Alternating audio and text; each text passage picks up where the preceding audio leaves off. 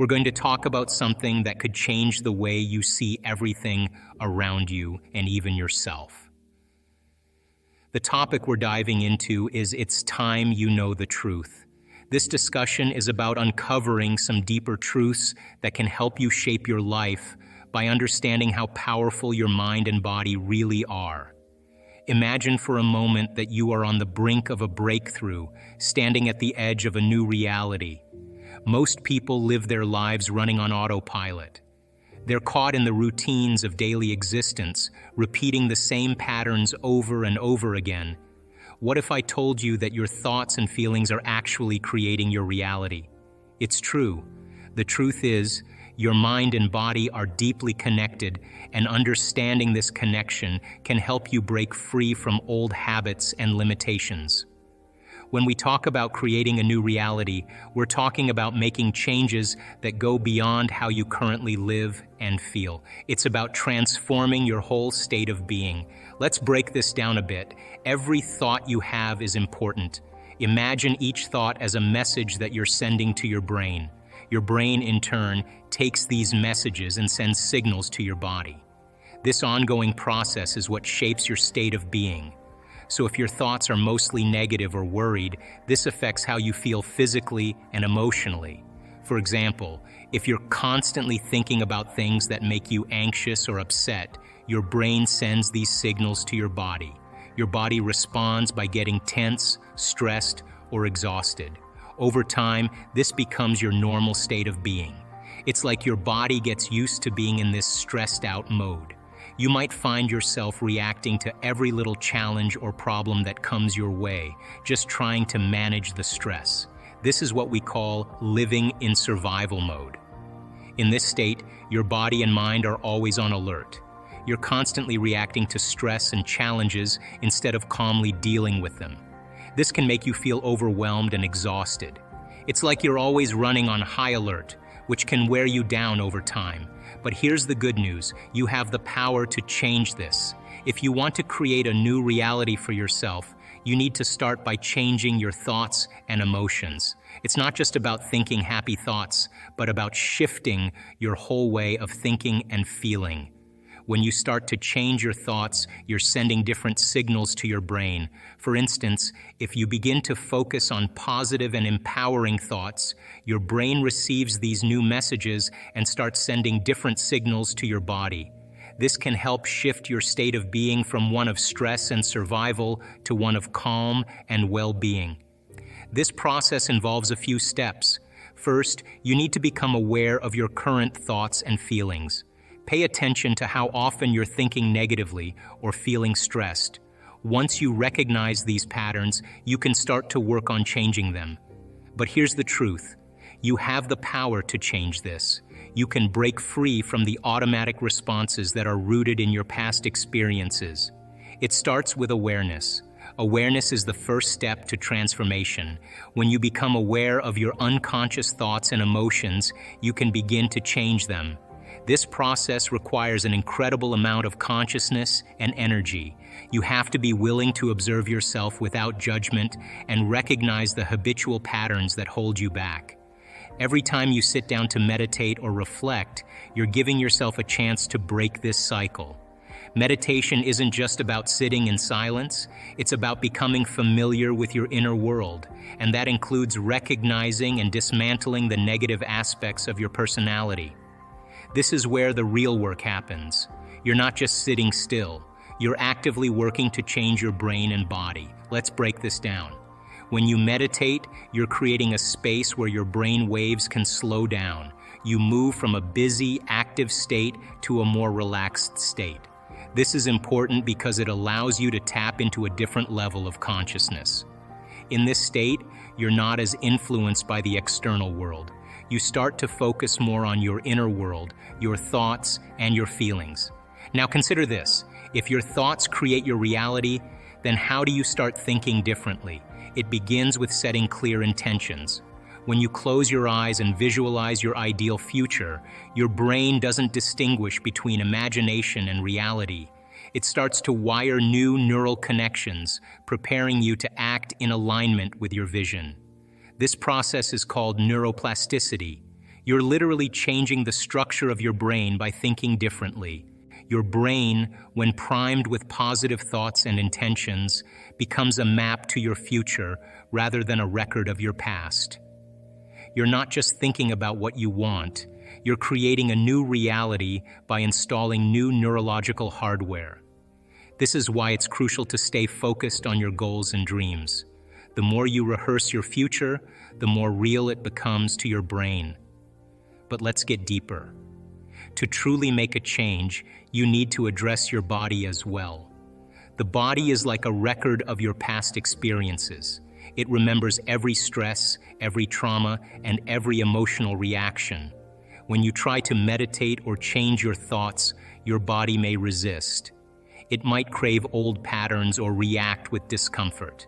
This is because your body is used to living in a certain way, and change can be challenging. The key here is persistence. When you sit down to meditate or practice mindfulness, you're telling your body that it needs to adapt. You're essentially teaching it to respond differently. This requires patience and determination. You have to push through the discomfort and stay committed to your new way of being. The more you practice staying present and focusing on your new mental state, the more your body will start to adjust to these changes. At first, it might feel like a challenge, but as you keep working on it, you'll notice some wonderful changes. You will start to feel more connected to the present moment, more focused on what you're doing, and more involved in your daily activities. When you practice being present, you're training yourself to fully engage with whatever is happening right now. This means that instead of worrying about what happened in the past or stressing about what might happen in the future, you are concentrating on the here and now. It's like turning off all the distractions and really tuning into what's going on around you and inside you. Being present is a powerful experience. It allows you to fully immerse yourself in your current activities. When you're really in the moment, you're not thinking about yesterday's mistakes or tomorrow's to-do list. Instead, you're giving your full attention to what you're doing right now. This shift in focus can make a big difference in your life. Imagine you're having a conversation with someone. If you're present, you're not thinking about what you're going to say next or worrying about how they might react. Instead, you're listening carefully to their words, noticing their body language, and truly engaging with them. This makes the conversation more meaningful and helps build better connections with others. When you practice staying present, you also start to feel more focused. It's like your mind becomes sharper and clearer. You're not distracted by random thoughts or worries. Instead, you're able to concentrate on the task at hand, whether it's working on a project, enjoying a hobby, or spending time with loved ones. This increased focus can help you perform better and feel more satisfied with what you're doing. Being present also means being more engaged in your life. When you're engaged, you're actively participating in your experiences rather than just going through the motions. For example, if you're eating a meal, being present means you're savoring each bite, enjoying the flavors, and appreciating the experience. This can make everyday activities more enjoyable and fulfilling. One of the greatest benefits of being present is that you're not being pulled into the past or pushed into the future. When you're stuck thinking about past mistakes or worrying about future problems, it's easy to feel overwhelmed and disconnected. But when you focus on the present moment, you can let go of these distractions and concentrate on what's happening right now. This can bring a sense of calm and clarity. Being present also means that you're not reacting to external circumstances. Instead, you're choosing how to respond. This shift in perspective is transformative. It means that you're no longer controlled by your environment or your past experiences. You're in control of your responses and actions. Let's talk about the state of survival versus the state of creation. Most people live in a state of survival. They're constantly reacting to stress and challenges, which keeps them in a cycle of imbalance and dis-ease. This survival mode is driven by fear, anxiety, and stress. Over time, this continuous state of imbalance breaks down the body and leads to health issues. On the other hand, the state of creation is about growth, expansion, and balance. When you live in a state of creation, you're in alignment with positive emotions like love, joy, and trust. You're connected to something greater than yourself. This state of being promotes health, well-being, and a sense of purpose. To move from survival to creation, you need to break free from old patterns and start creating new ones. This involves changing your thoughts, emotions, and behaviors. It's about rewiring your brain and reprogramming your body. It's not easy, but it's possible with consistent practice and dedication. Transformation is all about stepping out of your comfort zone. It means doing things that might feel uncomfortable or scary because they are new and different. This is where real change happens. To transform your life, you need to face your fears and break through the limits that have been stopping you. Let's start by understanding what the comfort zone is. Your comfort zone is the place where you feel safe and secure. It's where you do things that are familiar and easy. It's like staying in a warm, cozy blanket where you don't have to worry about anything challenging. While this feels good, it can also hold you back. If you always stay in your comfort zone, you might never discover new opportunities or reach your full potential. Stepping out of your comfort zone can be hard.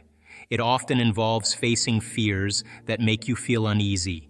For example, you might be afraid of trying something new or speaking in public. These fears can stop you from taking risks or seizing new chances. But overcoming these fears is crucial for growth. When you push yourself to face them, you open up new possibilities for yourself. Think of it like this: when you're stuck in the same routine, you see the same things every day. There's no surprise, no excitement, and no room for growth. But when you challenge yourself and try new things, you start to see the world differently. You might find that you're capable of more than you ever thought possible. Let's break this down further. Imagine you want to learn a new skill, like playing a musical instrument or cooking a new recipe. At first, it might feel awkward or difficult. You might make mistakes or feel frustrated. But as you keep practicing and pushing through the discomfort, you start to improve. You get better and more confident. This is the process of transformation in action. The more you push yourself, the more you grow. This idea can be applied to many areas of life. If you're unhappy with your job, for example, you might need to step out of your comfort zone to find a new one. This could mean updating your resume, applying for jobs, or going to interviews. It might feel uncomfortable at first, but these steps are necessary for finding a job that you enjoy and that makes you happy. In your personal life, stepping out of your comfort zone could mean trying new activities or meeting new people. It might involve joining a club, taking up a new hobby, or traveling to a new place. These experiences can help you learn more about yourself and discover new interests. They can also lead to new relationships and connections that enrich your life. Embracing change is a big part of this process. Change can be daunting because it's unknown and unpredictable. It's natural to feel nervous or anxious about what might happen, but when you embrace change, you allow yourself to grow and evolve. You start to see new opportunities that you might have missed if you stayed in your comfort zone. It's important to remember that transformation doesn't happen overnight. It's a gradual process that requires patience and persistence. There will be times when you feel like giving up or going back to what's comfortable. But it's crucial to keep pushing forward, even when things get tough. Each step you take outside of your comfort zone is a step toward personal growth and improvement. You're not alone in this journey. Everyone has the potential to create a new reality. It's a matter of tapping into that potential and using it to shape your life. The truth is, you are a powerful creator. Your thoughts, emotions, and actions have the ability to transform your reality. As you continue on this path, you'll start to notice changes in yourself and your life. You'll feel more connected, more empowered, and more aligned with your true self. This is the result of your hard work and dedication. It's a reflection of the new neural connections and patterns you've established in your brain and body. So, Keep practicing. Stay committed to your meditation and mindfulness practices. Continue setting clear intentions and visualizing your ideal future. Embrace the discomfort and challenges that come with change, and most importantly, believe in yourself and your ability to create a new reality. We feel to certain problems and conditions in our life, the more we pay attention to them. So we give our power away to our ex. We give our power away to that big problem, and that's creative energy that we should be able to use to create a new future. Now the person's back in the past. But if they become aware that they're siphoning energy out of the present moment into the past, and they settle the body back down into the present moment, that's a victory. And those victories add up, and you're telling the body in that moment that it's no longer the mind, that you're the mind, and that's a victory. You become aware that your body wants to get up and move, and you're in the meditation. And you tell your body, you bring it back to the present moment, you settle it back down, you are training the animal. That's a victory. Now you're executing a will that's greater than the program, because most people lose their free will to a program. Now you're telling the body, I'll tell you when we get up, not when you want to get up. You're not the mind, I'm the mind. And that's a victory. If you keep doing this and you stay with it, sooner or later the body's going to surrender to a new mind. And when that happens, there's a liberation of energy. The body is freed from those habituations and those emotions. The body's going from particle to wave, from matter to energy. And all of a sudden you're dialing down the anger. You're dialing down the vigilance. And the body now is being conditioned to a new mind. That is the present moment. And when you're in that present moment, something really amazing happens. You forget about you. You're basically just an awareness. You're in the unknown, and that is the perfect place to create from. So it turns out that when people do this properly, they heal themselves of anxiety. Why? Because they're no longer obsessing about some future. When they find the present moment, they heal from their depression because they're not hopeless and powerless in their past. The body's conditioned now. This realm has an infinite amount of space. Space is eternal, and we experience time as we move through space. When you feel that feeling and it's visceral, no person, no thing, no experience will stand in the way between you and that vision, and you will be initiated by the universe into wealth.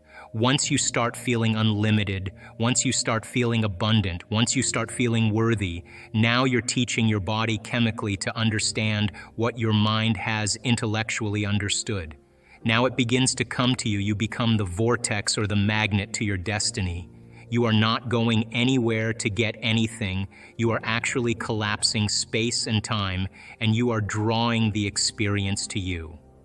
You are the vortex, because when there's a vibrational match between your energy and that potential that exists in the quantum field by tuning a radio dial, when you lock into that frequency, if you keep revisiting that energetic signature over again every single day, then you don't have to go anywhere and get it. The new job finds you, the new house actually finds you, the new relationship finds you, because you are the vortex that's drawing the experience to you. The universe only gives us what we think we're worthy of receiving, so we got to come initiated into this and understand it. If you want to create a new life, a new personal reality, you got to change your personality, which means you better start thinking about what you've been thinking about and changing it. You begin to become conscious of your unconscious actions or habits or behaviors and modify them, and then we have to begin to look at the emotions that we live by every single day that keep us connected to the past and decide, do these emotions belong in our future? So most people are trying to create a new personal reality as the same personality, and it doesn't work. You literally have to become someone else. And can you select a new possibility in the quantum field and begin to emotionally embrace that future every single day to such a degree that your body, as the unconscious mind, the objective mind, does not know the difference between the experience in your life that's creating the emotion and the emotion that you're fabricating by thought alone, to the degree that you begin to signal new genes and new ways to change your body to look like the experience has already happened. Now, the latest research in epigenetics says it's absolutely possible. Now, think about this. Every day, installing the circuitry, every day conditioning the body into the emotion of the future, that your body begins to change to look like it's already happened. Now, this is where it gets fun, because now you no longer have to go anywhere to get it. If you think that your thoughts have something to do with your future, just from a theoretical standpoint, that your thoughts create your destiny, and you think 60 to 70,000 thoughts in one day, and 90% of those thoughts are the same thoughts as the day before, well, then your life isn't going to change very much as long as you're thinking the same way. If you're not being defined by a vision of the future, then you're left with the memories of the past. Is it possible then that the way you think and the way you feel can begin to produce effects in your outer world? Now, that isn't something that you swallow in one bite. It's a process of gaining knowledge. It's a process of practice. It's a process of experience.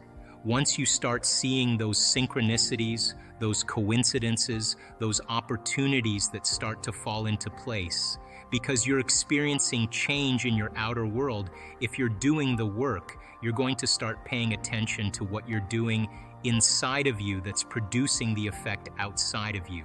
Once you correlate the changes of what you're doing inside of you with the effect you produce outside of you, you're going to pay attention to what you did, and you're going to do it again, and all of a sudden you're going to start believing more that you're the creator of your life and less of the victim of your life. Those same thoughts lead to the same choices. The same choices lead to the same behaviors. The same behaviors create the exact same experiences, and we anticipate the same feelings or emotions from those experiences. And those emotions are the payoff that drive our very same thoughts. So our biology, our neurocircuitry, our neurochemistry, our hormones, and even our gene expression will be equal to how we think, how we act, and how we feel. And how we think, how we act, and how we feel is called our personality, and our personality creates our personal reality.